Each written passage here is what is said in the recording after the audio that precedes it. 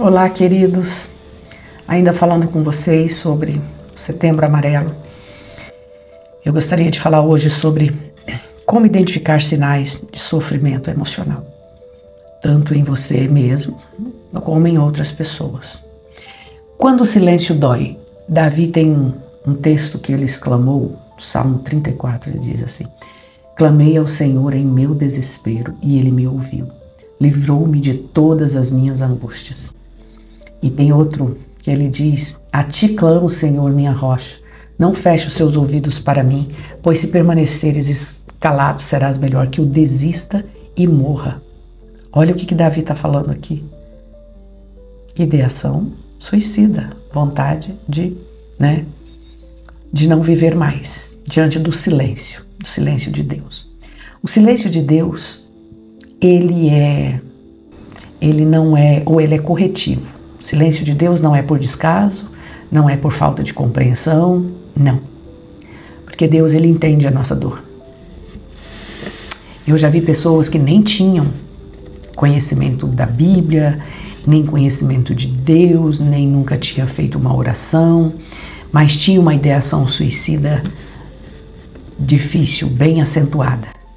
E no momento dela ingerir um veneno para tirar a sua própria vida, ela pede por socorro a Deus. E ela conta que naquele momento, isso eu ouvi, literal, um testemunho. Naquele momento ela caiu de joelhos e o veneno que ela ia tomar caiu para o lado. E ela não conseguiu levantar dali por uns minutos. É como que se Deus falasse com ela: você não vai morrer, eu não quero que você tire a sua vida. E a partir dali ela teve um encontro com Deus. Então, o silêncio de Deus, Davi está falando aqui com Deus. Não te cales, porque senão é melhor eu morrer. Né? Ali Davi estava numa angústia muito grande. E veja, Deus, ele sabe o momento certo de responder. Ele não é como o homem, ele não é como nós que somos limitados. Ele sabe. Mas o certo é que não ter alguém, o silêncio dói. Você não ter alguém para conversar, para dialogar, é bem difícil, porque nós somos seres sociáveis, seres do diálogo, da troca significativa, não é? Então é doloroso. Mas mais difícil do que não ter alguém para dialogar é ter alguém ou estar próximo de alguém que não consegue te ouvir e te entender na dor ou naquilo que você está tentando expressar. Isso dói muito mais. E isso faz também com que muitas pessoas deixem de falar, sabe? Pessoas que às vezes já falou uma vez, não foi compreendido, ou teve uma resposta pronta, ou teve um julgamento errado daquilo que falou, da dor que expressou. Então a pessoa tem a tendência de ir calando cada vez mais. Já peguei alguns pacientes assim: não, eu não falo mais, né? Mas na ideação suicida, a fala e a expressão da dor, ela é super importante para evitar. Muitas vezes a pessoa quer falar ou está tentando falar e quem está no entorno, quem está próximo, quem é amigo, quem é parente, não consegue captar o sofrimento, captar a dor. Eu sei que isso é uma coisa difícil, mas muitas vezes a pessoa já até deu sinais, tá? De que tem uma dor ali. Muitas vezes a pessoa não consegue falar também, porque ela sabe que se falar e não for ouvida, vai ser mais uma vez em que ela vai ficar no vácuo, né? Então vai silenciando.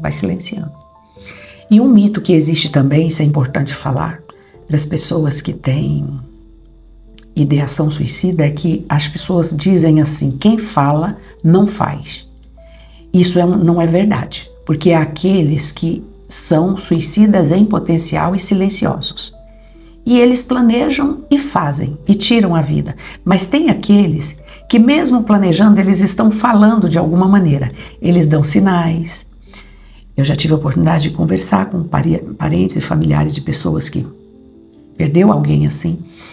E depois eles identificam e falam: ela ou ele dizia isso.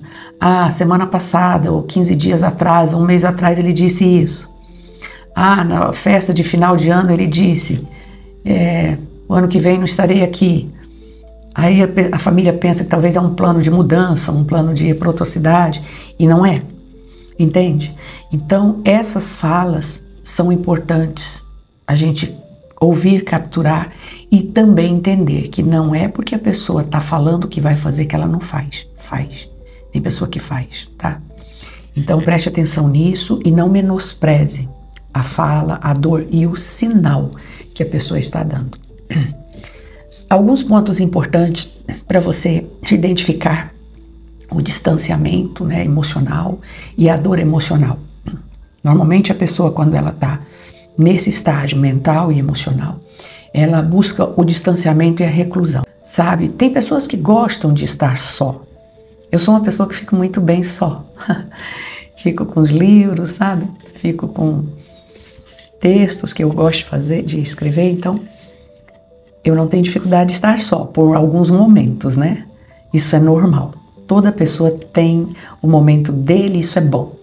Mas aquela pessoa que quer se afastar de tudo, tem uma festa, não vai, tem um convite, não vai, tem um jantar, não vai, tem uma coisa na casa do parente, não vai, prefere estar só o tempo todo.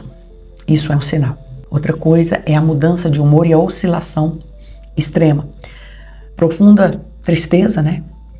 Ansiedade, irritabilidade, essas oscilações aí no humor e no estado psicológico e até mesmo físico, né? Porque a ansiedade ela afeta o físico. Desespero, desamparo, né? Aquele sentimento de que nada vai melhorar, aquela fatalidade, aquele sentimento fatalista, né? Falta de esperança no futuro. O suicida é principalmente para os terapeutas. Faça essa pergunta se você identificar. Quais os teus planos para o futuro? Sabe? Ou normalmente a pessoa que está pensando em finalizar a sua vida, ela não tem plano nem para amanhã. Ela está vivendo hoje do jeito que dá. Entende? Então esse comportamento nos ajuda a identificar. Sentimento de inutilidade, sabe? De não ter valor. Por que eu estou aqui? O que eu estou fazendo aqui?